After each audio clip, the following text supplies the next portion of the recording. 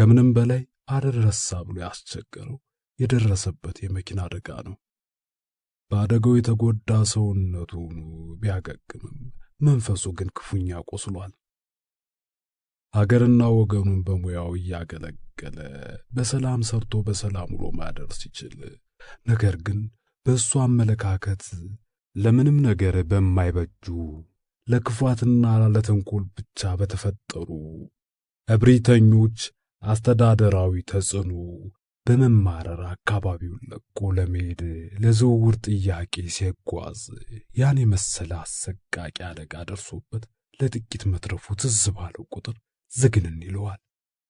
ሁልጊዜ ይቆጨዋል፣ ዘወትር ያበሳጨዋል። ሞቼስ ቢሆን ኑሮ እያለ ሲያስበው እልህና ንዴት እየተናነቀው መንፈሱ ውጥርጥር ውስጡ ርድብን እያለ ከንፈሩን እያስነከሰ ራሱን ያስወዘውዘዋል። ያስቻለው ችግር ይህ ብቻ አይደለም። ያለፈውን እንዳለፈ ቆጥሮ መጽናናት እንዳይችል እንኳን ሌላም አደጋ ከፊቱ እንደተደቀነበት ያወቀው ገና ሕክምናውን ጨርሶ ዲላ በገባ ማግስት ነበር። በመሰረቱ የዶክተር ደጀኔ አሜሪካ መግባት እርግጥ ሆኗል። በሱ ግር የተተካው የዲላ ሆስፒታል ሜዲካል ዳይሬክተር ደግሞ ከመልካቸው በስተቀር በአስተሳሰብ ከባርናባስ ወይሶ ጋር የአንድ ሳንቲም ሁለት ገጽታዎች ናቸው። እንዲያውም በመላ የሆስፒታሉ ሰራተኞች አፈራረጅ ከባርናባስ የባሰ ሀገር አጥፊ የተባለ ሰው ነው። ላስቻለውማ ጭራሽ ሰው የሚበላ የሰው አውሬ። አዲሱ ሹመኛ በሙያው ዶክተር ቢሆንም በባህሪው ግን ወትሮም ካድሬ የሚሸት ነበር። በሚናገርበት መድረክ ላይ ሁሉ የሚሰነዝረው ሐሳብና ሐሳቡን የሚገልጽባቸው ቃላት ስልጣን መለመኛ ይመስላሉ። አንዳንዴ ሊፈላሰፍም የሚቃጣው ነው። ነገር ግን ከባዶነቱ የተነሳ የጀመረውን አረፍተ ነገር እንኳን በግስ መዝጋት የማይችል ግብዝና ዘባራቂ አይነት ሰው ነው። ዛሬ ደግሞ ስልጣን አግኝቷል። ተናግሮ ማሳመን ባይችል ተናጋሪዎችን ዝም ጸጥ የሚያሰኝ በትር። አዎ ስልጣን በብሪተኞች ጎራ በተሰለፉ ደንቆሮች እጅ በገባ ቁጥር የሩቅ ሐሳብ አስተዋዮችን አንገት የሚቀላ ሰይፍ። አስቻለው በዚህና በዚሁ ዙሪያ ሲያሰላስል ቆይቶ የተሰማው ንዴትና ቁጭት አእምሮ ሊሸከመው ከሚችለው በላይ ሲሆንበት ትንሽ የሚቀለው መሰለውና ከመኝታው ሊነሳ አንሶላና ብርድ ልብሱን ከላዩ ላይ አሽቀንጥሮ ጣለው። ሱሪና ጫማውን እንዲሁም ሸሚዙን ለባበሰ። ጥርሶቹ ግን ከንፈሩን ንክስ እንዳደረጉ ናቸው። ጭንቅላቱን ደጋግሞ እየወዘወዘ ፊቱን ሊታጠብ ውሃ ይዞ ወደ በረንዳው ወጣ። ሰዓቱ ከ3 አለፍ ብሏል። አስቻለው ታጥቦና አበጥሮ ከጨረሰም በኋላ ወዴትም መሄድ አልፈለገም። የቁርስ ሰዓት አልፏል። ቀድሞም ነገር ሆዱም እህል አላሰኘውም። ወንበር ይዞ ከቤት ወጣና ጀርባውን ለፀሐይ ሰጥቶ ግቢው ውስጥ ቁጭ አለ። ጸጥ ረጭ ብሎ የዲላ ሕይወቱን ሲያሰላስለው በአንድ ወይም በሌላ መንገድ ምቾት እንደማይሰጠው ተሰማው። ቢሆንም ባይሆንም አንዲት ተስፋ ብቻ ታየችው። ዶክተር ደጀኔ በገባለት ቃል መሰረት የአዲስ አበባውን ባለስልጣን አነጋግሮለት ኑሯል። አስቻለው ከሆስፒታል እንደወጣ ወደ ጽሕፈት ቤቱ በመሄድ ያን ባለስልጣን አግኝቶታል።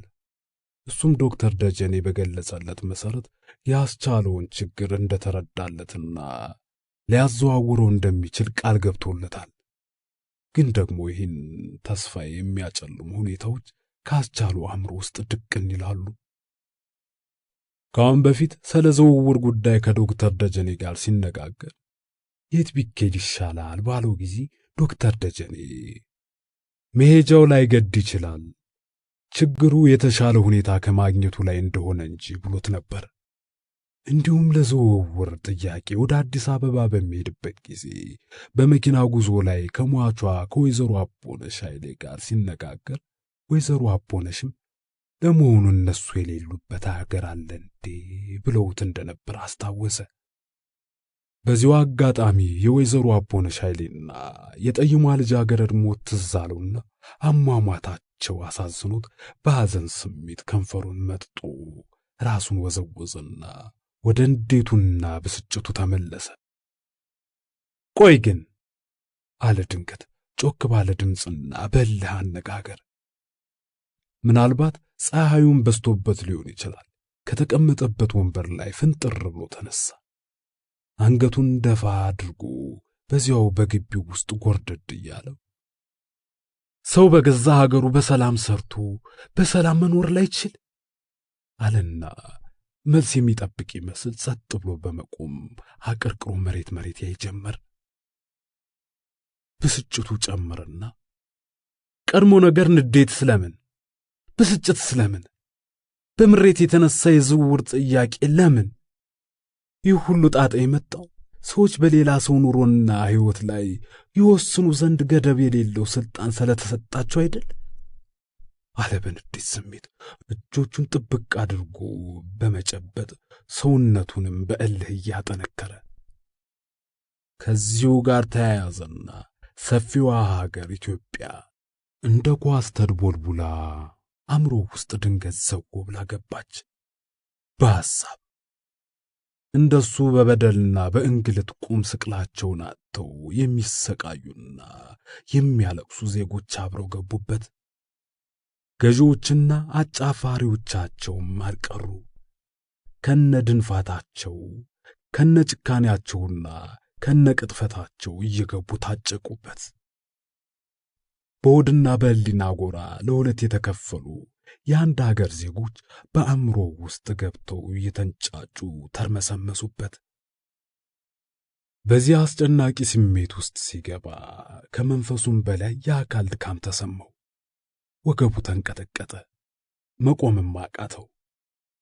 ያን ፀሐይ ላይ የነበረ ወንበር ወደ ጥላ ቦታ ወሰደና ቁጭ አለ። የሐሳብ ሸክሙን ያቀለለ መስሎት ኡፍ ብሎ በረጅሙ ተነፈሰ። አንቺ ኢትዮጵያ አለ ትንሽ ቆይቶ። ሀገሩን ሊወቅሳት ይሆን ሊያለቅስላት ገና ሐሳቡን አላዘጋጀም። ብቻ ከንፈሩን ንክስ አድርጎ ራሱን ወዘወዘ። ከትንሽ ቆይታ በኋላ ግን ከራሱ ጋር መነጋገሩን ቀጠለ። የሚያዳምጠው ቢኖር እስከ ውጭ ድረስ በሚሰማ ድምፅ አንቺ ሀገር፣ አንቺ ኢትዮጵያ እስከ መቼ ይሆን ጥቂቶቹ ሲፈነጩብሽ፣ ብዙሃኑ ሲያለቅሱብሽ፣ እብሪት እንደነገሰብሽ፣ ፍትህ እንደጎደለብሽ የምትኖሪው? ከቶ መቼ ይሆን ደም ያልተቃቡ መንግስትና ሕዝብ የሚኖሩብሽ? እኮ እስከ መቼ ካለ በኋላ አሁንም ትንሽ ተንፈስ ብሎ በእርግጥ እብሪት ለማስተዋል፣ ተንኮል ለግልጽነት፣ ውሸትና ቅጥፈት ለሐቅና ለእውነት ቦታቸውን ለቀው የሰላምና የነጻነት አየር የሚተነፈስብሽ አገር ለመሆን ያበቃሽ ይሆን? በእርግጥ የእናትነት እቅፍሽ ለሁሉም ዜጎችሽ እኩል የሚሞቅበት ጊዜና ዘመን ይመጣ ይሆን? አለና ላነሳቸው ጥያቄዎች ሁሉ መልስ የሚጠብቅ ይመስል ዝም ጸጥ ፍዝዝ ትክዝ እንዳለ ለደቂቃዎች ያህል ቆየ። በሐሳቡ ግን ሌላ ነገር ያሰላስል ነበርና እንደገና መናገር ጀመረ። ደግሞ እኮ አያፍሩም አለ በመሳቅ አይነት በደረቁ ፈገግ እያለ። በዚህ ጊዜ ትዝ ያለው ገዢዎች ከመጋረጃ ጀርባ ያላቸውን ድብቅ አጀንዳ ይበልጥ ለመሸፈንና ያኮረፈ ሕዝብ ለመደለል ሲሉ በቁጥጥራቸው ስር ባደረጉት ሬዲዮና ቴሌቪዥን አዘውትረው የሚወሻክቱት ባዶ ተስፋ ነው። እናም ይህንኑ በራሱ ቃል ይናገረው ጀመር። ኢትዮጵያ አገራችን የ13 ወር ጸጋ ይሏታል። ደግሞ የመከራ ቀን ሲያረዝሙ አገራችን ኢትዮጵያ የሰው ዘር መገኛ ይሏታል። ነገር ግን ኑሮውን አጎሳቁለው አስተሳሰቡን አዛብተው አመለካከቱን አላሽቀው በሁሉም ነገር ከዓለም ሕዝብ ሁሉ ወደ ኋላ የቀረ ሕዝብ የሚኖርባትን ሀገር ለምለሟ ኢትዮጵያ ይሏታል። ድርቅና ረሃብ መለያዋ ሆኖ ዓለም በሚያውቀው መዝገብ ላይ በምሳሌነት ስሟ እንዲመዘገብ ያደረጓትን ያልታደለች አገር የነጻነት ተምሳሌት ይሏታል። ነገር ግን ላይናገር የታፈነ፣ ላይኑ የተጋረደ፣ ላይላወስ እግር ከውርች የታሰረ ሕዝብ የሚኖርባትን የሲኦል አምባ አለና ለአፍታ ያህል ጸጥ ብሎ ሐሳቡን ሲያዳምጥ ቆይና ድንገት ኤዲያ በማለት እጁን አወናጭፎ ከወንበሩ ብድግ አለ። ሁለት እጆቹን በሁለት የሱሪ ኪሶች ውስጥ ከቶ በዚያው አካባቢ አጎንብሶ ጎርደድ እያለ ላይኖሩብሽ የሚፈጠሩብሽ አገር አላሁንም። ሐሳቡ ሁሉ ከዚሁ ጉዳይ ሳይርቅ አንዳንዴ መሬት መሬት፣ ሌላ ጊዜ ሰማይ ሰማይ እያየ እንደገና ራመድ ጎርደድ ሲል ደቂቃዎችን አሳለፈ። አልፎ አልፎ በልቡ እያወራ ከንፈሮቹ ይንቀሳቀሳሉ። በዚህ ጊዜ ብሶቱን መግለጫ የሚሆኑ አንዳንድ ቃሎችና ሐረጎች ውስጡን ይንገዋለሉበት ጀመር። በልቡ አመላለሳቸው። እያደር ነፍስ እየዘሩ ሄዱበት ጀመር። እሱም ሥጋ ሊያለብሳቸው ፈለገ። አዎ በጽሑፍ ሊያስቀምጣቸው። ድንገት ከሐሳቡ እንደ መባነን አለና ፈጠን ቀልጠፍ ብሎ ወንበሩን ይዞ ወደ ቤት ገባ። ጠረጴዛ ላይ ቁጭ አለና ብዕርና ወረቀት አዘጋጀ። መሞነጫጨር ጀመረ። በቅድሚያ የህሊናው ጭማቂ የሆኑ ቃላትና ሐረጎችን እንደመጡለት ወረቀት ላይ አሰፈራቸው። ቀጥሎ ደግሞ ማያያዣ ቃሎችን እያሰበ እነዚያንም ይጽፋቸው ጀመር። ስንኞችን ለመቋጠር ሞካከረ። በእርግጥም ሐሳቡን የሚገልጹ ስንኞች ተቋጠሩለት። በመጨረሻም የሐሳብ ቅደም ተከተላቸውን አስተካክሎ በግጥም መልክ አስቀመጣቸው። ከዚያም ለራሱ ያነባቸው ጀመር። ህሊና ታሰረ፣ ከወይን ወረደ፣ አምሮን ተክቶ ሆድ እየፈረደ፣ ሲያለቅስ አገኘሁት ሕግ ተንሰቅስቆ፣ መክሰስም መፍረድም ለአንድ ሰው ተለቆ፣ ጊዜ በቅሎህን ጫን ገስግስ በፈረስ፣ እውነት ዳኛ ትሁን ተራዋይ ድረስ፣ ይህ ሌሊት ይንጋ እንያ ቀን መጥቶ፣ ሁሉም እንደ ሥራው እንዲበላ አንጉቶ፣ ዝምታ ወርቅ ነው ያለው ሰው ይሙት፣ አገር ይዞ ጠፍቷል ሁሉን ጸጥ አርጎት፣ እርጥብ ደረቅ በልተ የጠገብክ መስሎሃል፣ ወገኔ ልንገርህ እውነት ተርበሃል፣ ምነዋ ሰው ሆዬ ሰው መሆንን ተውከው፣ ቁንጫ ትኋኑ ሲበላ ዝም አልከው፣ መኖር ስቃይ ሲሆን መከራ ጎራክሎ፣ ሞትም ጀግንነት ነው እምቢ አልኖርም ብሎ። አስቻለው የራሱ ስንኞች ለራሱ ደስ አሉት። እንዲሁም አንዳንዶቹ ቃሎችና ሐረጎች ልክ እንደሱ ሲያለቅሱ ተሰሙት። ሌሎቹ ደግሞ ሲጣሩ፣ ለዚያውም ከፍ ባለ ድምፅ። ስንኞቹ የራሱ ናቸውና እሱኑ ሸተቱት። ለካ አለ አስቻለው አሁንም ለራሱ በመናገር፣ ሰው ብዕርና ወረቀት የሚያነሳው ወዶ አይደለም። የሐሳብ ጭቃት አእምሮውን ሲወጥረው ቀነስ አድርጎ ለመተንፈስ ነው። አሊያም ሐሳብ በገዛ ኃይሉ ሞልቶ ሲፈስበት ሐሳቡ ሳይባክን ሽክፍ ክርክም አድርጎ ለማስቀመጥ ሲፈልግ ነው አለና ምናልባት በዚሁ አጋጣሚ የደራሲ ሕይወት በትንሹም ቢሆን ገብቶት ሊሆን ይችላል። የደራሲ ኑሮና ሕይወት እንዴት ነው?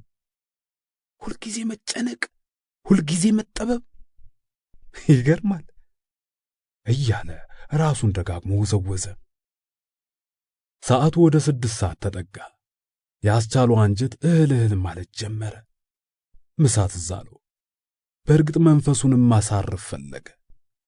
ያችን ግጥም የጻፈበትን ወረቀት በስነ ስርዓት አስቀምጦ ሄደች። በሐሳብ አሁንም ታፈሱ ከኔ ጋር ታርቃ ሰላም እያለች ወደ ቤቴ በመምጣት የጀመረችውን ልጨርስ። እኔ ሳላውቅ ከዚች አሮጊት ጋር ገጥመው ውስጥ ለውስጥ ሊያርዱኝ፣ በፍጹም ይህ የማይሆን ነው። ከታፈሱ ጋር እርቅ ብሎ ነገር የለም። ብቻ ያች ሰላቢ እህቴ እንደምንም ብላ በእጄ ትግባልኝ። ይህ እንዲሆን የግድ ከታፈሱ ጋር ታረቂ ብባልም ለዚያች ቀን ብቻ፣ በማግስቱ ግን አፈርሰዋለሁ በቃ። ሸዋዬ ምሽቱን ሁሉ ስለዚህ ስታስብ ቆይታ ሌሊቱንም ሳትረሳው መልሳ መላልሳ ስታመነዥከው አደረች። ፍላጎቷ አንድ፣ ሔዋንን በእጇ ማስገባት፣ ፉከራዋም አንድ፣ ከታፈሱ ጋር ፈጽሞ ከልብ ላለመታረቅ። ሐሳቧ ሁሉ ከዚሁ ሳይርቅ ሌቱ ነግቶ በጠዋቱ ፈረቃ ሥራ ገባች። ከሰዓት በኋላ በታፈሱ ቤት የተያዘው የቀጠሮ ሰዓት ደረሰና ከወይዘሮ ዘነቡ ጋር ወደ ታፈሱ ቤት ጉዞ ጀመሩ። እማማ ዘነብ ስትል ጠራቻቸው፣ ከጎናቸው ሆና እየተራመደች። ወይ ለመሆኑ ታፈሱ እኔን ምን አደረገችኝ አለችሁት? ኧረ እሷቴ ምንም ያለችው ነገር የለም። ታዲያ ከእሷ ጋር መታረቁ ለምን አስፈለገ? በአንቺ ወድ ውስጥ ያለ ነገር ሊኖር ይችላል ብዬ ነዋ። እሱማ ብዙ አለ፣ ግን ዝም ነው የምለው። የአማቂመኝነት ነው። የነገር ብዛት ባይጠቅምም የቂም ቋጠሮ ካልተፈታ እርቅ አይኖርምና ቅር ያለሽን ነገር አጠር አድርገሽ መግለጥ ይኖርብሻል። እኔንና እሷን ያቀያየመን እኮ ይሄው የእህቴ ጉዳይ ነው። ወይዘሮ ዘነቡ ድንገት ቁጥጥ አሉ። የእህትሽን ጉዳይ ያንቺና የእሷ ጉዳይ አይደለም፣ የራሷ ብቻ ነው። በእሷ አታሳቡ፣ ተዋት አሉ ጠበቅ ባለ አነጋገር። እንዴት እማማ ዘነብ? እኔማ የእህቴ ጉዳይ ያገባኛል። ስለምታበያትና ስለምታጠጫት ትሆን ተሳስተሻል። ወዴትም ይሞላል። ጭንቅላት ግን ነጣነት የሚያገኝበትን መንገድ ይፈልጋል። አትሞኝ። መረን ልቀቂያት ነው የሚሉኝ?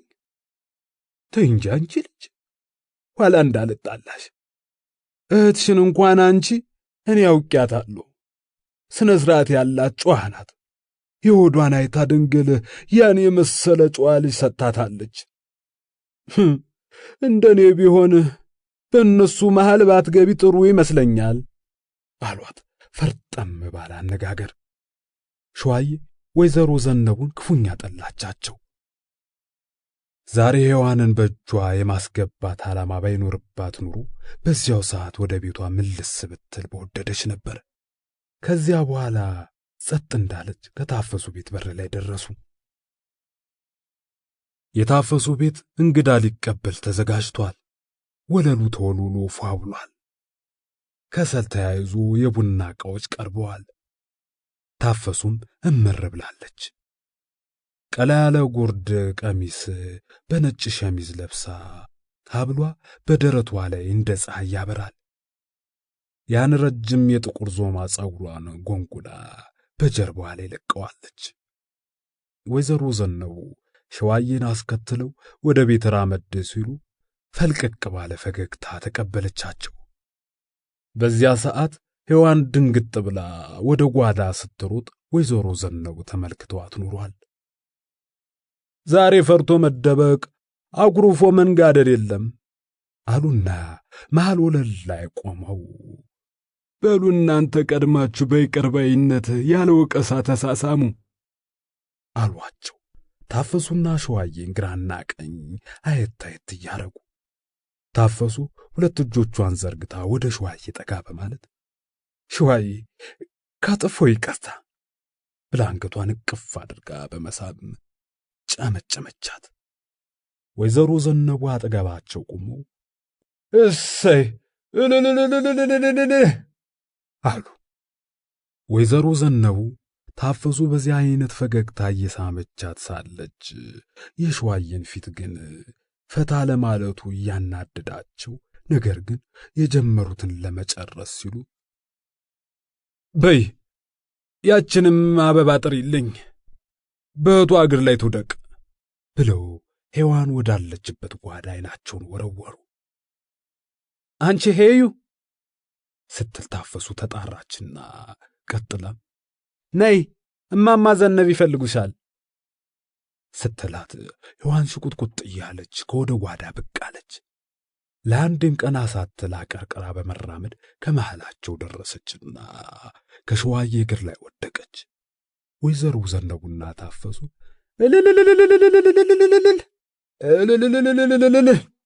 በማለት እርቁን አደመቁት።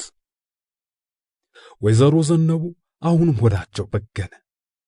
ሔዋን ያን ያህል በእግሯ ላይ ስትደፋ፣ ሸዋዬ ግን ለመግደርደር ስትል እንኳን ቀና እንድትል አልጋበዘቻትም። በሆዳቸው ምኗ ድንጋይ ናት በማርያም አሉ። የእርቁ ስነ ስርዓት በዚህ ሁኔታ ተጠናቆ ሔዋን ብቻ ወደ ጓዳ ፈጥና ስትመለስ ሦስቱም ሶፋ ላይ ቁጭ አሉ። የታፈሱ ሰራተኛ ቡና መቁላት ጀምራለች። ሰላም ነሽ ሸዋዬ አለቻት ታፈሱ ቀድማ ፈገግ ብላ እያየቻት። እግዚአብሔር አይክፈው፣ ሰሞኑን እንደተበሳጨሽ ይገባኛል። ሄዩ አጥፍታለች አለቻት ታፈሱ የሆዷን በሆዷ አድርጋ ግን ደግሞ ፈገግ ያለች። ሸዋዬ በረጅሙ ተነፈሰችና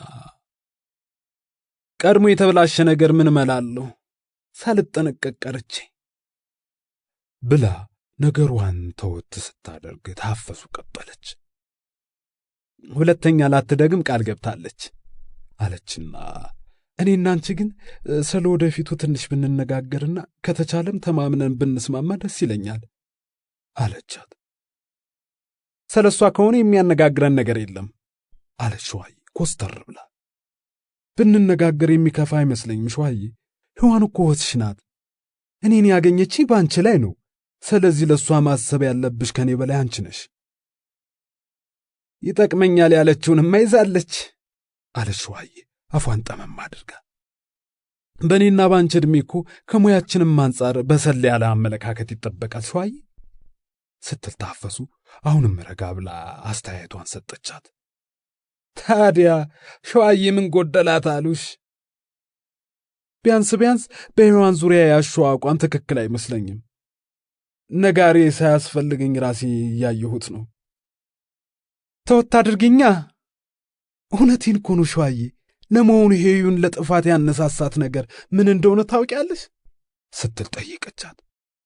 አንቺ ነሽ በይኛ አለች ሸዋዬ አሁንም ታፈሱን በመገላመጥ። ታፈሱ አዎ አንቺ ነሽ ልትላት ስሜቷ ገፋፍቷት ነበር።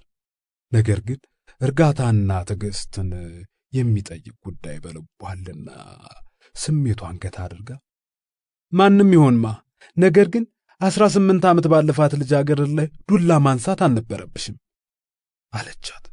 ሸዋዬ ወደ ወይዘሮ ዘነቡ ፊቷን መለስ በማድረግ ማማ ዘነብ ለዚህ ነው እንዲያመጡኝ ስትል ዓይኗን ፈጠጥ አድርጋ ጠየቀቻቸው። እስቲ እኮ ቆይ አስጨርሻት አሉ ወይዘሮ ዘነቡ ረጋ ብለው። ዝም ብለሽ ተመልከቻት እያለችኝ እኮ ነው። እኔ እኮ ቁም ነገር ነው የማወራው ሸዋዬ። ታፈሱ አሁንም ላንቺ መስልሽ ይሆናል። በዚህ ጊዜ ታፈሱ የበለጠ ተናዳ ዳኝነት የፈለገች ይመስል ወይዘሮ ዘነቡን መልከት አለቻቸው። በእርግጥ እሳቸውን በመሃል ገቡ።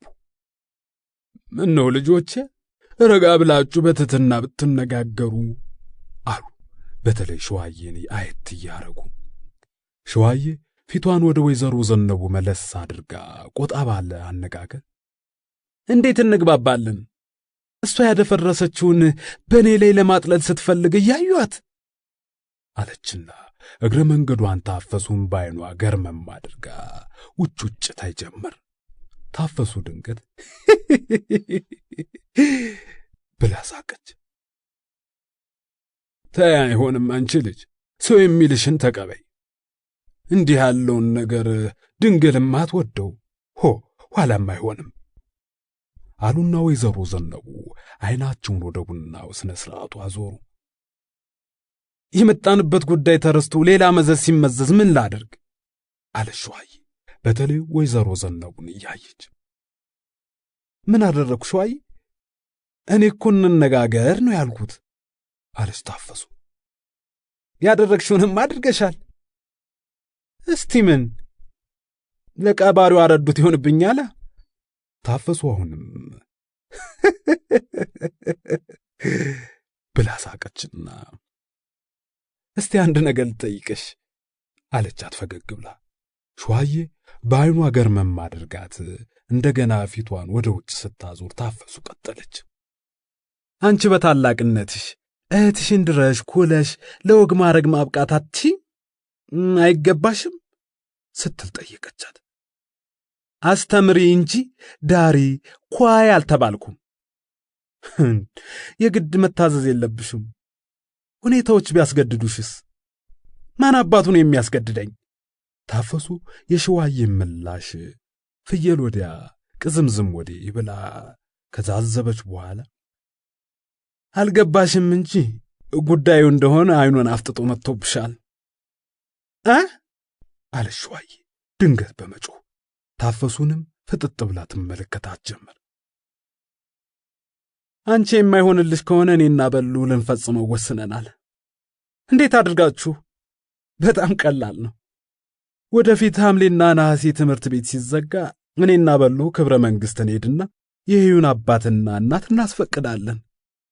ከዚያ በኋላ የኔና ያንቺን ድርሻ ድል ያለ ሰርግ ደግሰን አስቱና ሄዩን ማጋባት ነው በቃ ካለቻት በኋላ ክብረ መንግሥት ለመሄድ የሚያስብነው የሄዩን ችግር አይተን እንጂ ራሳቸው አስቱና ሄዩ ብቻ የሚፈጽሙት ጉዳይ ነበረ አለችና ታፈሱ እንደገና ጥብቅ ባለ አነጋገር ምን ቁርጥ ያደረገው ሰው ይከለክላቸዋል አለች ፏ ብላ በፈገግታ በመሞላት።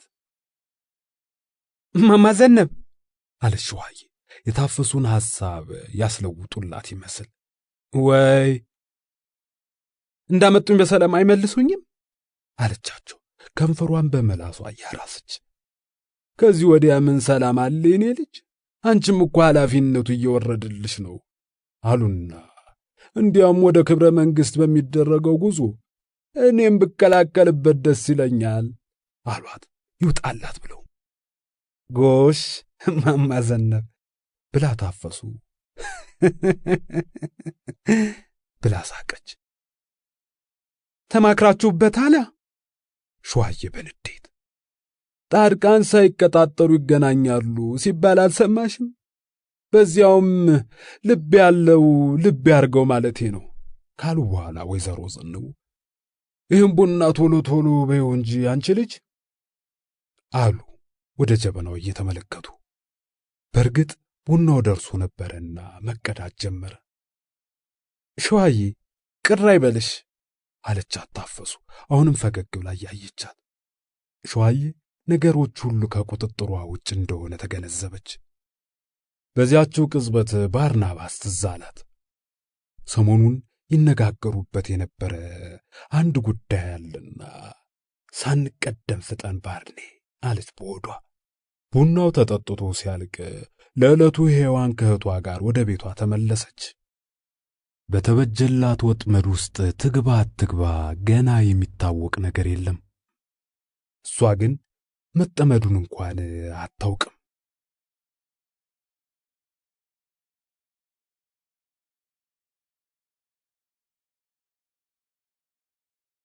ምዕራፍ 6 አንድ ወር ተኩል አለፈ። አስቻለው ከደረሰበት የመኪና አደጋ ጉዳት አገግሞ ዲላ ከተመለሰ 10 ቀን ሆኖታል። የወዳጆቹን የእንኳን አተረፈ የመልካም ምኞት መግለጫ ተቀብሎ ጨርሷል። ዲላ በገባ 3ኛ ቀን ላይ ከሔዋንም ጋር ተገናኝተው የሰቀቀን እንባቸውን አፍስሰዋል። ያስቻለው የአጥንት ስብራትና በቆዳው ላይ ተከስተው የነበሩ ቁስለቶች ፈጥኖ ይሻሩ ቢሆንም በተለይ በቀኝ እግሩ ጣቶችና በግንባሩ አካባቢ የደረሰበት ጉዳት ጠባሳቸው ባለመጥፋቱ የሔዋንን አንጀት አላውሰውታል። በእጆቿ እየደባበሰቻቸው በመሳቀቅ ያወረደችውን እንባ ካስቻሉ አእምሮ ምንጊዜም አይጠፋም። እሱም ቢሆን ባለፈው ጊዜ ከሱ ጋር በማደሯ ምክንያት ተፈጥሮባት የነበረውን ችግር ሰምቶ ሁኔታው ክፉኛ አሳዝኖታል። ዛሬም ሊገናኙ ቀጠሮ ነበራቸው። በሚያዝያ ወር 2ኛ ሳምንት ላይ በዕለተ ሰኞ። አስቻለው በሐኪም ረፍት ላይ ስለሆነ ስራ አይገባም። ዕለቱ ደግሞ ለ12ኛ ክፍል መልቀቂያ ፈተና ወሳጆች የፈተና አሰራር ማብራሪያ የሚሰጥበት በመሆኑ ሔዋን ከማብራሪያው በኋላ ወደ ቤቱ ብቅ ብላ ልታየው ቃል ገብታለት ነበር። ነገር ግን ትናንትና ምሽት ላይ በሉና መርድ ባስቻለው ቤት ጫት እየቃሙ ሳሉ ታፈሱ ድንገት ብቅ ብላ አስቹ ብለው ነበር። ወይ ነገ ከዩ ጋር ልትገናኙ ቀጠሮ ነበራችሁ አይደል? አዎ፣ ቅድም መንገድ ላይ አግኝቻት ስላልተመቸኝ አልመጣምና እንዳትጠብቀኝ ብላለች በማለት መልእክት አድርሳለታለች። በዚህ መሰረት አስቻለው ዛሬ ስለ ቀጠሮ ማሰብ ትቶ ማርፈጃውን ሁሉ አልጋው ላይ ጋለል እንዳለ በሌሎች ጉዳዮች ዙሪያ ሐሳቡ ያውጠነጥን ጀመር። ከምንም በላይ አደረሳ ብሎ ያስቸገረው የደረሰበት የመኪና አደጋ ነው። በአደጋው የተጎዳ ሰውነቱን ቢያገግምም መንፈሱ ግን ክፉኛ ቆስሏል። ሀገርና ወገኑን በሙያው እያገለገለ በሰላም ሰርቶ በሰላም ውሎ ማደር ሲችል፣ ነገር ግን በእሱ አመለካከት ለምንም ነገር በማይበጁ ለክፋትና ለተንኮል ብቻ በተፈጠሩ እብሪተኞች አስተዳደራዊ ተጽዕኖ በመማረር አካባቢውን ለቆ ለመሄድ ለዝውውር ጥያቄ ሲጓዝ ያን የመሰለ አሰቃቂ አደጋ ደርሶበት ለጥቂት መትረፉ ትዝ ባለው ቁጥር ዝግንን ይለዋል። ሁልጊዜ ይቆጨዋል፣ ዘወትር ያበሳጨዋል። ሞቼስ ቢሆን ኑሮ እያለ ሲያስበው እልህና ንዴት እየተናነቀው መንፈሱ ውጥርጥር ውስጡ ርድብን እያለ ከንፈሩን እያስነከሰ ራሱን ያስወዘውዘዋል። ያስቻለው ችግር ይህ ብቻ አይደለም። ያለፈውን እንዳለፈ ቆጥሮ መጽናናት እንዳይችል እንኳን ሌላም አደጋ ከፊቱ እንደተደቀነበት ያወቀው ገና ሕክምናውን ጨርሶ ዲላ በገባ ማግስት ነበር። በመሰረቱ የዶክተር ደጀኔ አሜሪካ መግባት እርግጥ ሆኗል። በሱ ግር የተተካው የዲላ ሆስፒታል ሜዲካል ዳይሬክተር ደግሞ ከመልካቸው በስተቀር በአስተሳሰብ ከባርናባስ ወይሶ ጋር የአንድ ሳንቲም ሁለት ገጽታዎች ናቸው። እንዲያውም በመላ የሆስፒታሉ ሰራተኞች አፈራረጅ ከባርናባስ የባሰ ሀገር አጥፊ የተባለ ሰው ነው። ላስቻለውማ ጭራሽ ሰው የሚበላ የሰው አውሬ። አዲሱ ሹመኛ በሙያው ዶክተር ቢሆንም በባህሪው ግን ወትሮም ካድሬ የሚሸት ነበር። በሚናገርበት መድረክ ላይ ሁሉ የሚሰነዝረው ሐሳብና